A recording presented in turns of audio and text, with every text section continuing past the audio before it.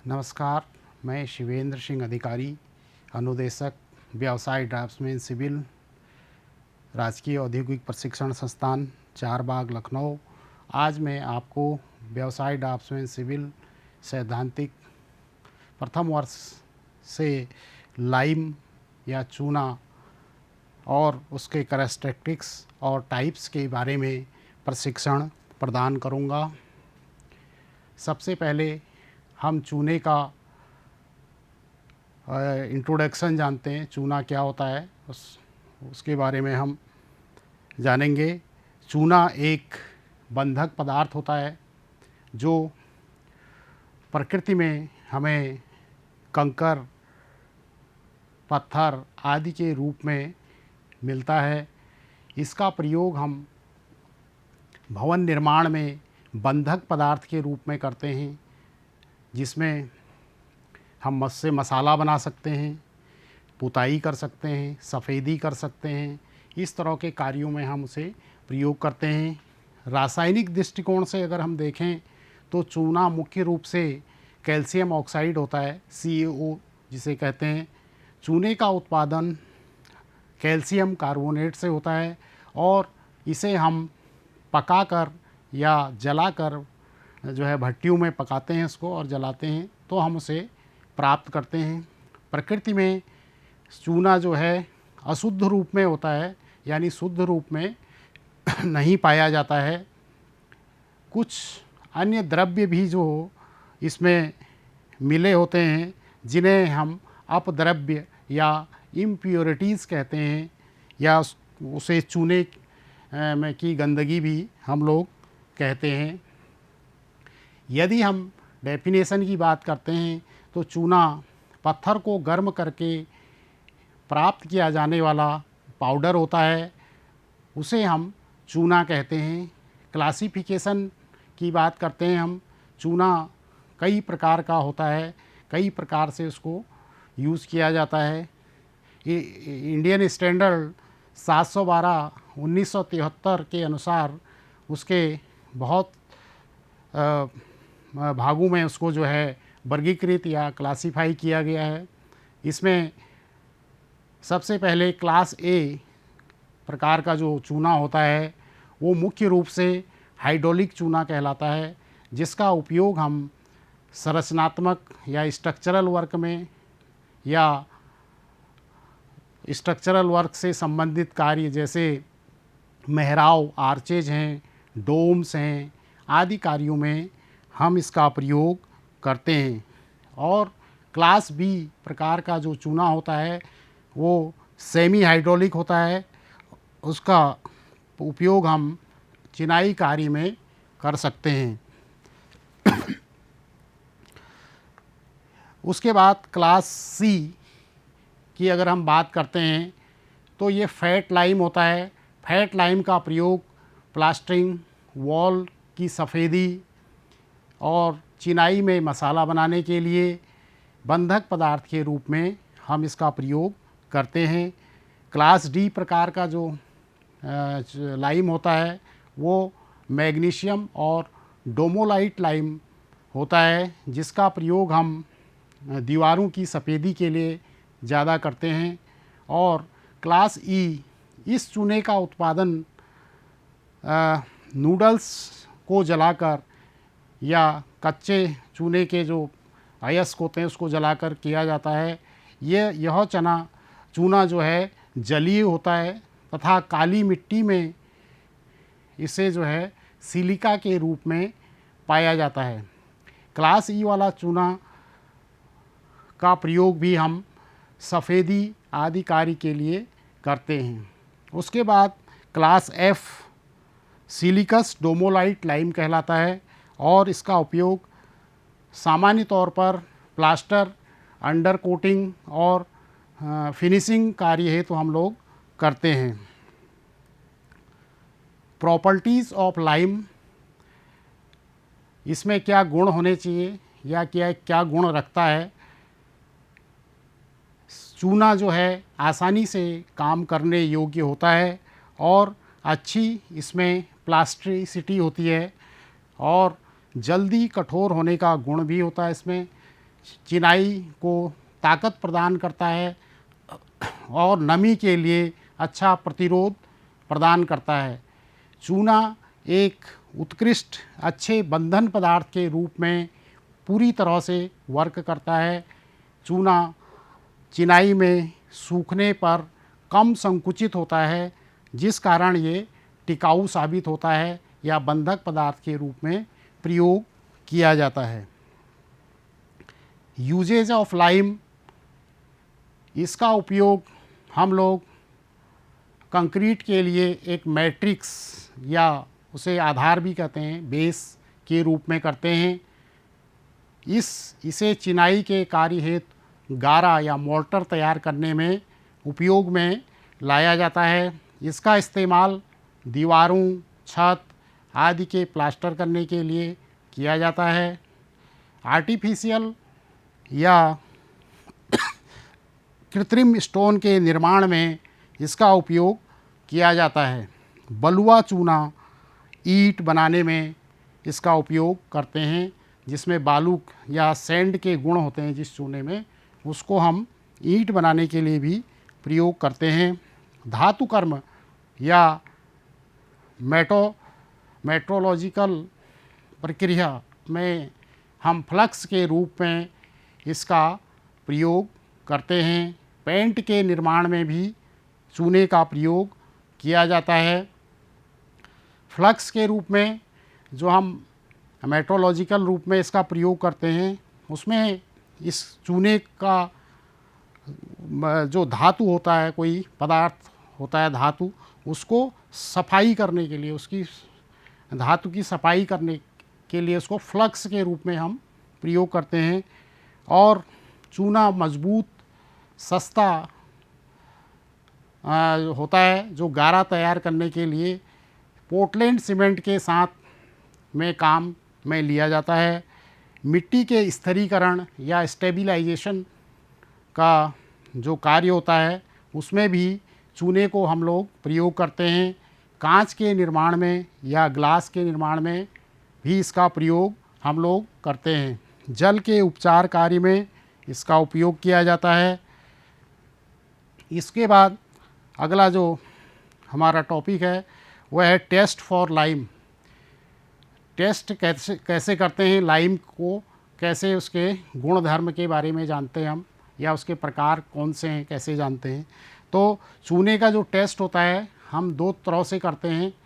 पहला टेस्ट जो होता है लेबोरेटरी या लैब टेस्ट होता है, जिसमें हम लैब में उसकी टेस्टिंग करते हैं। ये टेस्ट लेबोरेटरी टेस्ट में अगर हम जाते हैं तो ये टेस्ट जो होता है 10 प्रकार से लैब में इसको टेस्ट किया जाता है। इंडियन स्टैंडर्ड 6932/1973 के अनुसार जो है इसके टेस्ट होते हैं। Methods of test for building lime के नाम से उसको हम जानते हैं। अगला जो टेस्ट होता है इसका, वो फील्ड टेस्ट होता है। फील्ड टेस्ट ये इंडियन स्टैंडर्ड भारतीय मानक संस्था के अनुसार 6924/1974 के अनुसार जो है a number of field test of building lime as follows, नीचे जो हम टेस्ट इसके किए हैं उसके अनुसार जो है हम पहले विजुअल एग्जामिनेशन करते हैं। इसका विजुअली हम इसको देखते हैं कि कैसा है चूना। सी श्रेणी का जो चूना होता है शुद्ध एवं सफ़ेद कलर का होता है, तो उसे हम विजुअली देख के बता सकते हैं। उसके बाद दूसरा होता है हमारा हाइड्रोलिक एसिड टेस्ट। इस परीक्षण का उद्देश्य चूने का वर्गीकरण करना एवं चूने में कैल्शियम कार्बोनेट की मात्रा को ज्ञात करना होता है। तीसरा जो टेस्ट होता है वो बॉल टेस्ट होता है। इस परीक्षण में हम चूने का मूल्यांकन कर और उसका वर्गीकरण करते हैं कि ये हाइड्रोलिक लाइम है, फैट लाइम है या कैसा लाइम है, तो उसका परीक्षण करते हैं। इसमें बॉल टेस्ट में उसकी गेंदें बनाई जाती हैं, गेंद बना के उनको जमाया जाता है, तो उससे परीक्षण करते हैं, फिर उसका जला के, तो उसे हम बॉल टेस्ट कहते हैं। इम्पॉर्टेंट टर्मिनोलॉजी निस्तापन या जलाना या कैल्सिनेशन इसको कहते हैं। चूने को जब प्राप्त करते हैं, हम उसको जला के प्राप्त करते हैं, तो उसको निस्तापन या जलाना कहा जाता है। ये जो है वायु की उपस्थिति में चूना जो है चूना पत्थर CaCO3 को जलाकर या अनबूझा चूना CaO प्राप्त करने की विधि को हम चूने का निस्तापन कहते हैं। चूना या लाइम किसे कहते हैं? चूना पत्थर जो है CaCO3 यानी जो लाल तप्त होने पर, यानी उसको जब हम जलाते हैं, बहुत तेज़ उसको जलाते हैं, तो वो वायु की उपस्थिति में जो है गर्म किया जाए तो यह CO2 देता है, कार्बन डाइऑक्साइड गैस छोड़ता है या देता है, तथा कैल्शियम ऑक्साइड CaO उत्पन्न करता है, जिसे हम अनबूझा चूना कहते हैं। इसकी जो अभिक्रिया होती है वो कैसे होती है?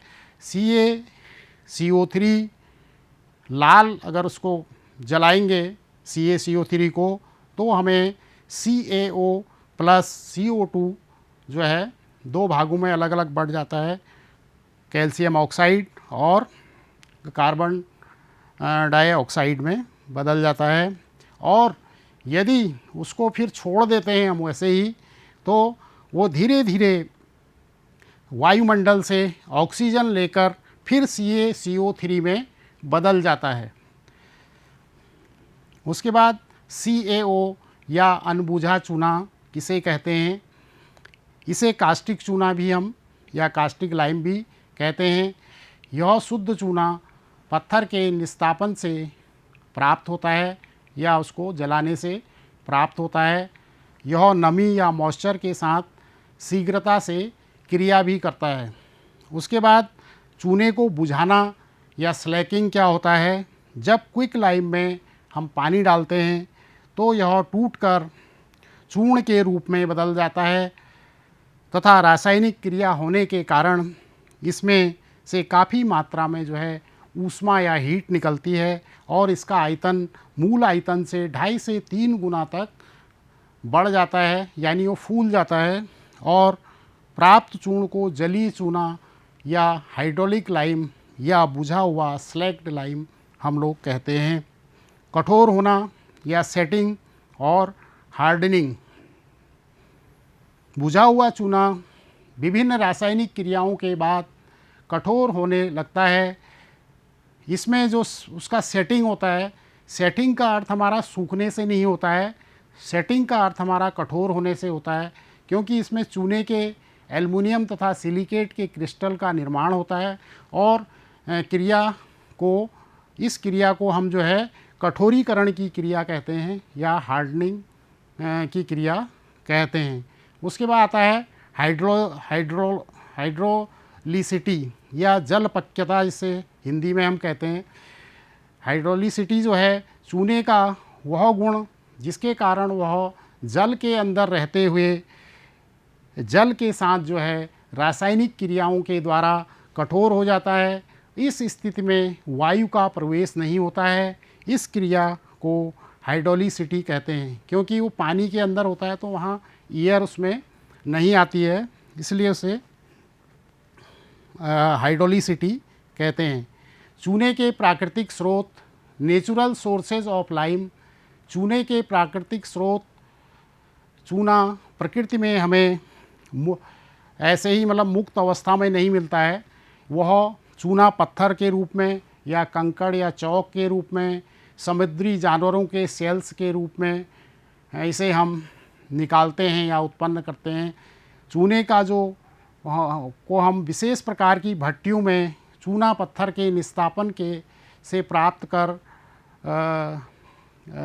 करते हैं। चूना प्रकृति में हमें विभिन्न रूपों में मिलता है, जैसे हिलीज एरिया या ऊंचे इलाके या रिवर बेड्स, नदियों के किनारे, ज़मीन के अंदर कंकड़ के रूप में, समुद्री जानवरों की सेल्स के रूप में हमें ये प्राप्त होता है नेचुरली। और प्राकृतिक स्रोत से प्राप्त चूना पत्थर में कुछ मौलिक अंश होते हैं, जैसे क्ले, उसमें मिट्टी भी मिली होती है साथ में। तो मिट्टी यह चूने को जलपका करने के बाद बचा हुआ पदार्थ होता है। चूने को बुझाने की क्रिया में ये 30% से अधिक नहीं होना चाहिए। अगर 30% से अधिक मिट्टी या क्ले की मात्रा होगी तो वो फिर जो है चूना जो है अच्छा नहीं होगा और वो बुझाने की प्रक्रिया में भी दिक्कत करेगा।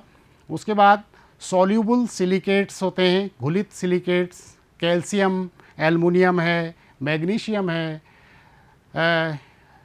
इसके जो सिलिकेट होते हैं चूना पत्थर के साथ जो है जलपक्यता को विकसित करने के लिए काम में लाए जाते हैं। उसके बाद इसकी सूक्ष्म मात्रा आयरन जो होता है, आयरन की बहुत सूक्ष्म मात्रा इसमें होती है। सल्फेट्स होते हैं, सल्फेट्स की सूक्ष्म मात्रा जड़ाव और कठोरता की प्रक्रिया को त्वरित कर देती है। सल्फेट की अधिक मात्रा बुझाने की प्रक्रिया या स्लैकिंग एक्शन में भी विलंब करती है। और मैग्नीशियम कार्बोनेट होता है, यह चूने को मंद रूप में या धीरे धीरे बुझाता है, वह जड़ता या सेट करता है। यह चूने को अधिक मजबूती प्रदान करने का काम भी करता है। क्षार होता है, एल्कलीज होते हैं जो ये जलपका या हाइड्रोलिसिटी को अच्छा करने में मदद करता है। इसकी मात्रा क्षार की जो है चूने में 5% तक होनी चाहिए। Comparison between fat lime and hydraulic lime रचना अगर इसकी हम देखते हैं फैट लाइम और हाइड्रोलिक लाइम की, तो कैसी रचना होती है।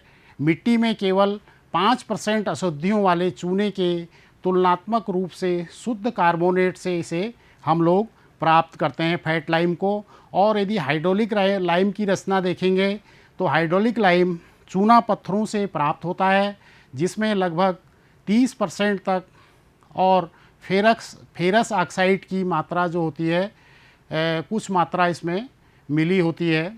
उसके बाद स्लैकिंग एक्शन देखेंगे इसका, तो स्लैकिंग एक्शन में फैट लाइम जो है सख्ती से खिसकता है।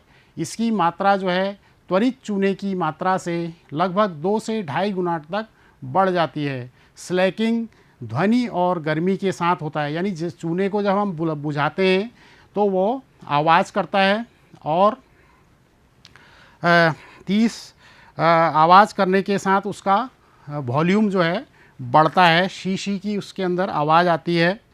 हाइड्रोलिक आयतन जो है हाइड्रोलिक लाइम पर अगर हम आते हैं तो हाइड्रोलिक लाइम का आयतन जो है बढ़ता है, लेकिन उसके साथ स्लैकिंग ध्वनि या गर्मी जो है कम जो है उत्सर्जित होती है, यानी कम होती है बहुत फैट लाइम की अपेक्षा। उसके बाद सेटिंग एक्शन, फैट लाइम हवा की उपस्थिति में जो है धीरे धीरे सेट होता है और यह वायुमंडल में कार्बन डाइऑक्साइड को अवशोषित करता है और वातावरण के प्रभाव से कैल्शियम कार्बोनेट बनाता है।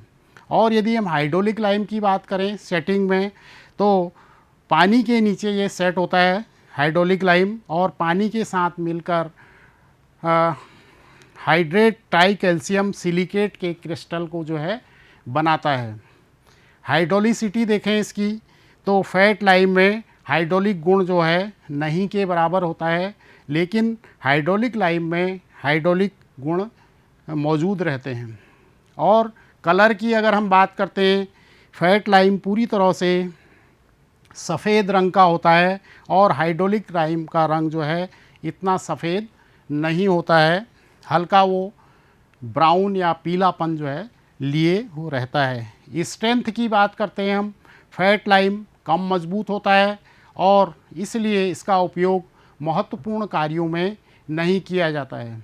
हाइड्रोलिक लाइम मजबूत होता है और इसका महत्वपूर्ण कार्यों में हम लोग प्रयोग कर सकते हैं।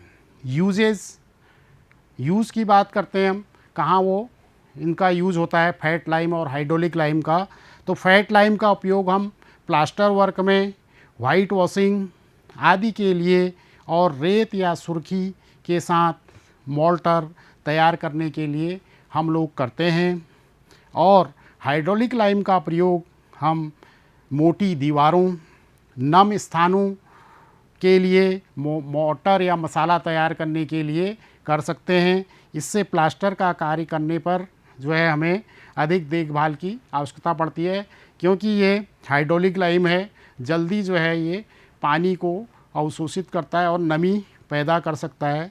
इसलिए उस पर प्लास्टर कार्य में हम इसको कम यूज़ करते हैं, और करते हैं तो फिर हमें उसकी ज़्यादा मेंटेनेंस की आवश्यकता पड़ जाती है।